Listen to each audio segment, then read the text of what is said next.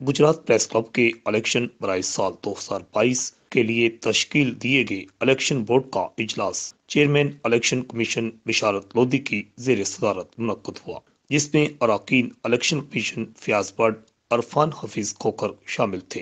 इजलास में election commission ने साल 2022 का बाकायदा इलेक्शन शेड्यूल जारी कर दिया, जिसके मुताबिक आज 21 दिसंबर को खत्मी वोटर लिस्ट आवेजा कर दी गई, जबकि 22 दिसंबर को दिन 12 बजे से 4 बजे तक उम्मीदवार कागजात नामजदगी वसूल कर सकेंगे। 24 दिसंबर दिन 12 बजे से 4 बजे तक उम्मीदवार कागजात नामजदगी जमा करवा सकेंगे। 26 दिसंबर दिन 12 बजे से 3 बजे तक एतराजात व कागजात वापसी होगी, जबकि खत्मी फरीज 27 दिसंबर की सुबह 10 बजे गुजरात प्रेस क्लब के नोटिस बोर्ड पर अवेजा की जाएगी और पोलिंग 21 दिसंबर सुबह 10 बजे से 4 बजे तक होगी और कामयाब उम्मीदवारों का ऐलान भी 21 दिसंबर को होगा। इलेक्शन कमीशन के ऐलान के मुताबिक इलेक्शन सदर, सीनियर नायब सदर, general secretary, joint secretary, finance secretary, secretary इत्तलात, सेक्रेटरी तकरीबात, सेक्रेटरी लाइब्रेरी, सेक्रेटरी स्पोर्ट्स और 5 मजलिसे अमला की